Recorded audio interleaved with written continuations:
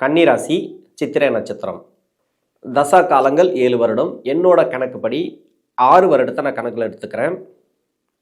உங்கள் சுய ஜாதகத்தில் என்ன தசா புத்தி இருப்பு இருக்கோ அதை நீங்கள் கணக்கில் வச்சுங்க. 6 வயசு வரைக்கும் செவ்வாய் தசை நடப்பில் வந்தால் பிறகு ராகு தசை 18 வருடங்கள். 6 + 18 24. 24 வயசு வரைக்கும் ராகு தசை நடப்பில் வரும். 24 வயசு வரைக்கும் ராகு தசை நடப்பில் வந்துச்சுனாக்கா இப்போ 16 வயசுக்கு மேலே ராகு தசை நடப்பில் வருது. இது குரு பயிற்சி பலன்களோ ராகு கேது பயிற்சி பலன்களோ இல்லை சனி பயிற்சி பலன்களோ கிடையாது, ஆண்டு பலன்களோ கிடையாது. இது வரைக்கும் சனி பயிற்சி ராகு கேது பயிற்சி குரு பயிற்சி ஆகியும் எந்தவித மாற்றமும் இல்லை அப்படின்னு நினைக்கக்கூடிய நபர்களுக்கு இந்த வீடியோ. இது தசாபுத்தி பாதிப்புகளால் ஏற்படக்கூடிய ப்ராப்ளம். உங்களுடைய ராசிக்கும் லக்னத்துக்கும் நீங்கள் எந்த அளவுக்கு தசாபுத்திகளால் பாதிக்கப்பட்டிருப்பீங்க அப்படிங்கிறத நான் தெளிவாக சொல்கிறேன். 16 வயசுக்கு மேலே ஒரு 24 வயசு வரைக்கும் இந்த சித்திரை நட்சத்திரக்காரர்களுக்கு ராகு தசை நடப்பில் வருது அப்படின்னாக்கா, ராகு தசையை பொறுத்த வரைக்கும் 12 வருடங்கள் ஒரு பலன், பிறகு வரக்கூடிய 6 வருடங்கள் ஒரு பலன். அப்போது 24ல் 6 கழிச்சா 18. 18 வயசுலேருந்து 24 வயசு வரைக்கும் பின்னாடி வரக்கூடிய 6 வருடங்களில் வரும் ராகு தசை. கடைசி 6 வருடங்கள் நல்ல பலன்கள் கொடுக்குமா தீய பலன்கள் கொடுக்குமா அப்படிங்கிறது நம்ம சுய ஜாதகத்தை பார்த்தா சொல்ல முடியும்.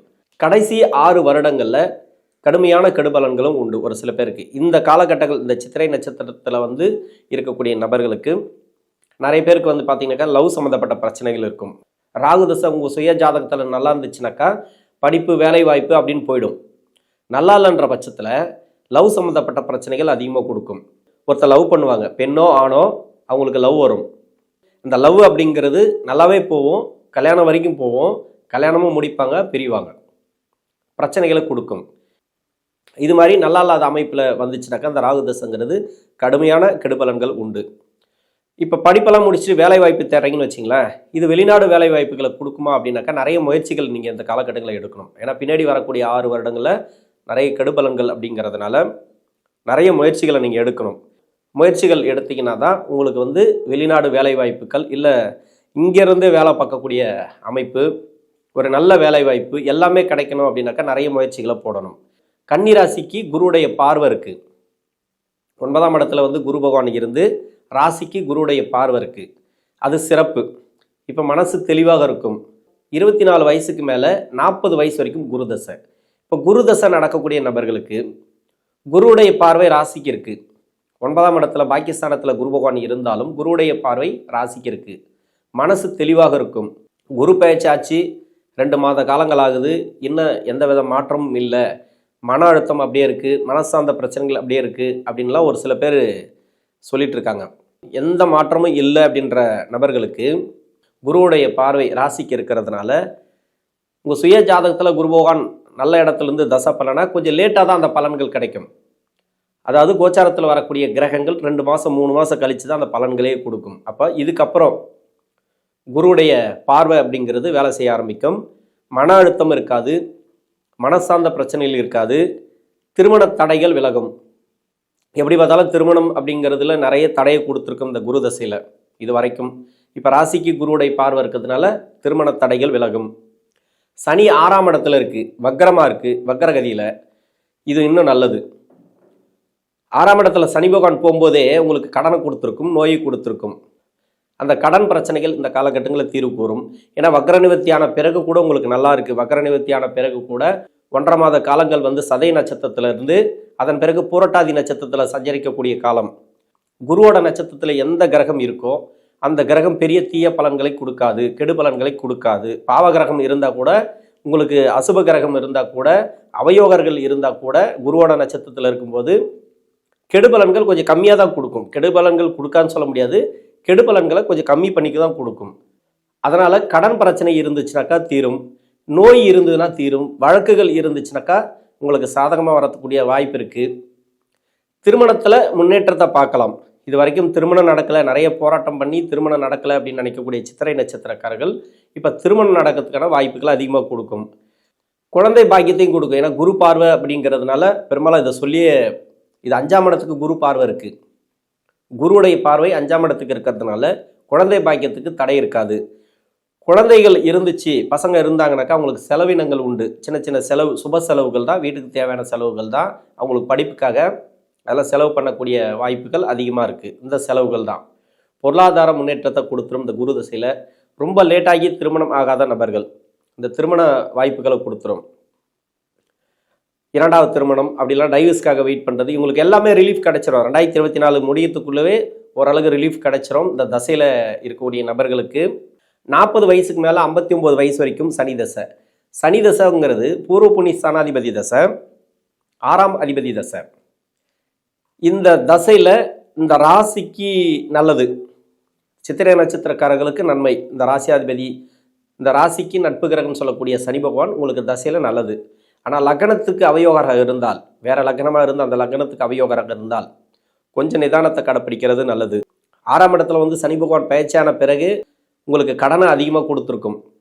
ஒன்று சுப கடனாக இருக்கும், இல்லைனாக்கா தொழில் கடனாக இருக்கும். தொழிலுக்காக கடன் வாங்கி ரொம்ப மாட்டிக்கிட்டேன், சிக்கிக்கிட்டேன், நிறைய கடன் பிரச்சனை இருக்குது அப்படின்னு சொல்லக்கூடிய நபர்களும் உண்டு. ஒரு சில பேர் வந்து சுப கடன் வீட்டுக்காக வாங்கினுங்க, வீட்டுக்காக கட்டிகிட்டு இருக்கேன், சேமிப்பே நிற்க மாட்டேங்குது, வரவுக்கும் செலவுக்கும் கரெக்டாக இருந்தது, முன்னெல்லாம் பரவாயில்ல, முன்ன ஏதோ சேமிப்பு இருந்தது, இப்போ எதுவுமே பண்ண முடியல அப்படின்னா இந்த 6ஆம் இடத்துல இருக்கக்கூடிய சனி பகவான் இது தசை நடத்தக்கூடிய காலமும் ஒன்று இருக்குது. சனி தசைங்கிறதுல நான் நெகட்டிவாக தான் சொல்லுவேன். ஏன்னா நிறைய கெடு பலன்களை தான் கிடைக்குமே தவிர நல்ல பலன்கள் அதிகமாக கொடுக்காது. 100க்கு 90% பேருக்கு வந்து கெடு பலன்கள் தான். 10% பேருக்கு தான் ஒரு நல்ல பலன்களை கொடுக்கலாம் வாய்ப்பு இருக்குது. கோச்சாரத்தில் இருக்கக்கூடிய சனியுடைய நகர்வுகளும் உங்கள் சுய ஜாதகத்தில் இருக்கக்கூடிய சனியுடைய இடமும் இது சார்ந்து பலன்களை கொடுக்கலாம் வாய்ப்பு இருக்குது. சனி தசையில் பெண்களுக்கு பெரும்பாலும் பார்த்தீங்கன்னாக்கா மன அழுத்தங்கள், மன சார்ந்த பிரச்சனைகள், மன போராட்டங்கள், குடும்பத்தில் நிறைய போராட்டங்கள், பொருளாதார இழப்பு, கடன் பிரச்சனை, தொழிலில் வந்து நல்ல ஒரு வளர்ச்சி இல்லாமல் வேலை செய்யக்கூடிய இடங்களில் நெருக்கடி எல்லாமே இந்த காலகட்டங்களில் தீர்வாகும். ஏன்னா குருவுடைய நகர்வுகள் கொஞ்சம் நல்லா இருக்குது. 9ஆம் இடத்துல இப்போ குரு இருந்து ராசிக்கு பார்வைங்கிறதுனாலையும், அது மட்டும் இல்லாமல் அடுத்தடுத்த பயிற்சிகள், 10ஆம் இடத்துல குரு, 11ஆம் இடத்துல குரு பகவான் உச்சம், இது எல்லாமே உங்களுக்கு நல்ல ஒரு மாற்றத்தை கொடுக்கும். இந்த மாற்றங்கள் சிறப்பான மாற்றங்களாக அமையும். கடன் பிரச்சனை, மன அழுத்தங்கள் இது எல்லாமே தீரத்துக்கான வாய்ப்புகள் கூடுதலாகவே இருக்குது. நீங்கள் கவலைப்பட தேவையில்ல. 59 வயசுக்கு மேலே 76 வயசு வரைக்கும் புதன் தசை. புதன் தசை ராசியாதிபதி தசை, 10ஆம் அதிபதி தசை. இதில் சித்திரை நட்சத்திரக்காரர்களுக்கு இது வரைக்கும் அவயோக கிரகமாக இருந்து தசை நடத்துச்சுனாக்கா அந்த புத பகவான் உங்கள் லக்னத்துக்கு வேறு லக்னமாக இருந்து அந்த லக்னத்துக்கு அவயோகத்தில் இருந்தால், தசை பண்ணியிருந்தால் நிறைய கெடுபலன்களை கொடுத்தது இல்லையா. இப்போ குருவுடைய பார்வையும் ஒரு ராசிக்கு இருக்குது, சனியுடைய பலம் இருக்குது. 6ஆம் இடத்துல சனி இருந்தாலே வெற்றி தான் உங்களுக்கு. இந்த சனி பகவான் வக்கரமாக இருக்குது, வக்கரகதியில் இருக்குது. வக்கர நிவர்த்தி ஆகும் போதும் பூரட்டாதி நட்சத்திரத்தில் சஞ்சரிக்கக்கூடிய காலங்கள் சிறப்பான காலம்னு சொல்லலாம். இந்த சனி பகவானுடைய நகர்வுகள் இது வந்து பெரும்பாலும் பார்த்தீங்கன்னாக்கா உங்களுக்கு நல்ல ஒரு வெற்றி வாய்ப்புகளை கொடுக்கும். இப்போ புதன் தசையால் பாதிக்கப்பட்ட நபர்களுக்கு சொத்து பத்து பிரச்சனைகள் கண்டிப்பாக இருக்கும். அந்த சொத்து பிரச்சனை தீரும். நோய் வழக்குகள் ஏதாவது இருந்துச்சுனாக்கா அந்த வழக்குகள் அதுக்கு ரிலீஃப் ஆகிறதுக்கான வாய்ப்பு இருக்குது. அதிகப்படியான முயற்சிகளை எடுக்க வைக்கும்.